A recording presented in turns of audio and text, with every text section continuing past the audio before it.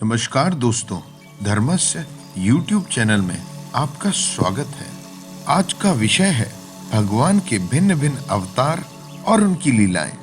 पूर्व काल की प्रलय के समय जब यह पृथ्वी जल में डूबी हुई थी, तब भगवान ने पृथ्वी के उद्धार के लिए यज्ञ में वाराह शरीर धारण किया।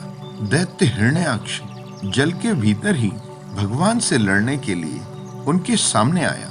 भगवान ने अपनी दाढ़ों से उसके टुकड़े टुकड़े कर दिए। भगवान ने अगला अवतार रुचि नामक प्रजापति की पत्नी अकुति के गर्भ से सुयज्ञ के रूप में ग्रहण किया।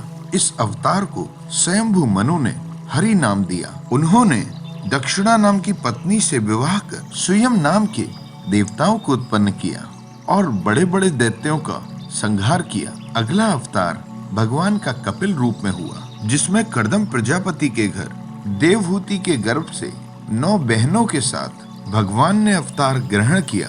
इस अवतार में भगवान कपिल ने अपनी माता को आत्मज्ञान का उपदेश किया, जिससे वे उसी जन्म में सत्व रजो तमो तीनों गुणों की आसक्तियों को छोड़कर भगवान के वास्तविक रूप को प्राप्त हो गईं। भगवान का अगला अवतार हुआ दत्तात्रेय के रूप में। महर्षि अत्रि भगवान को पुत्र रूप में पाना चाहते थे। उनसे प्रसन्न होकर भगवान ने एक दिन उनसे कहा, मैंने अपने आप को तुम्हें दे दिया।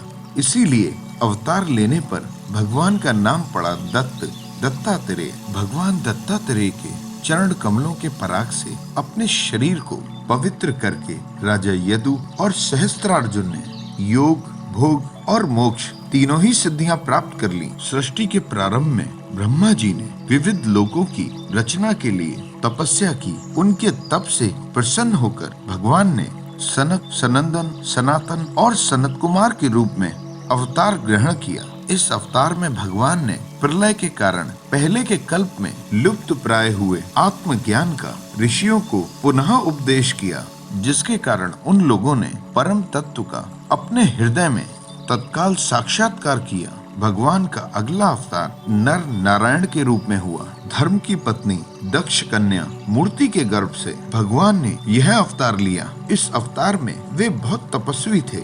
इंद्र की भेजी अप्सराओं की कमनीय सेना भगवान के सामने जाकर अपने आप को भी भूल जाती थी। वे अपने हाव भाव से उन भगवान की तपस्या में विघ्न नहीं डाल सकी। भगवान शंकर तो अपनी रोष भरी दृष्टि से कामदेव को भी जला डालते हैं, परंतु अपने आप को जलाने वाले असहाय क्रोध को वे भी नहीं जला पाते। परंतु वही क्रोध नर नारायण के हृदय में प्रवेश करने से पहले ही कांप जाता है। फिर भला उनके हृदय में काम का प्रवेश तो हो ही कैसे सकता है। जब 5 वर्ष की आयु में ध्रुव को उनकी सौतेली माता सुरुचि ने अपने शब्द वाणों से भेद दिया, क्योंकि वे अपने पिता राजा उत्तानपाद के पास बैठे हुए थे। इतनी छोटी सी अवस्था में भी मन में अत्यंत पीड़ा होने के कारण वे वन में चले गए और तपस्या की। उनकी तपस्या से प्रसन्न होकर भगवान प्रकट हुए और उन्हें ध्रुव पद का वरदान दिया। भगवान के अगले अवतार का नाम पड़ा पुत्र।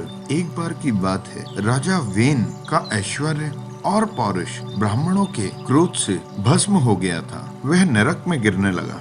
ऋषियों की प्रार्थना पर भगवान ने राजा वेन के शरीर मंथन से पृथु के रूप में अवतार ग्रहण किया और वेन को विभिन्न नरकों से उबारा। इसी कारण पुत्र शब्द चरितार्थ हुआ। भगवान का अगला अवतार ऋषभ देव जी के रूप में हुआ। जैन धर्म की शुरुआत भी ऋषभ देव जी के अवतार से ही हुई। इस अवतार में भगवान ने समस्त आसक्तियों से रहित होकर अपनी इंद्रियों और मन को परम शांत किया। वे अपने स्वरूप में ही स्थिर होकर सबको एक समान समझते हुए जड़ों की भांति योगाचार्य का आचरण करते थे। इस स्थिति को ही महर्षि लोग परमहंस पद कहते हैं। हयग्रीव रूप में भगवान का अगला अवतार हुआ। भगवान का यह अवतार विग्रह वेदमय, यज्ञमय और सर्वदेवमय है। उन्हीं की नासिका से श्वास के रूप में वेदवाणी प्रकट हुई। चक्षुष मनवंतर के अंत में भावी मनु सत्यव्रत ने मत्स्य के रूप में भगवान को प्राप्त किया। उस समय पृथ्वी रूपी नौका का आश्रय होने के कारण वे ही समस्त जगत के आश्रय बने। प्रलय के उस भयंकर जल में ब्रह्मा जी के मुख से गिरे हुए वेदों को लेकर भगवान मत्स्य रूप में उसी में विहार करते रहे।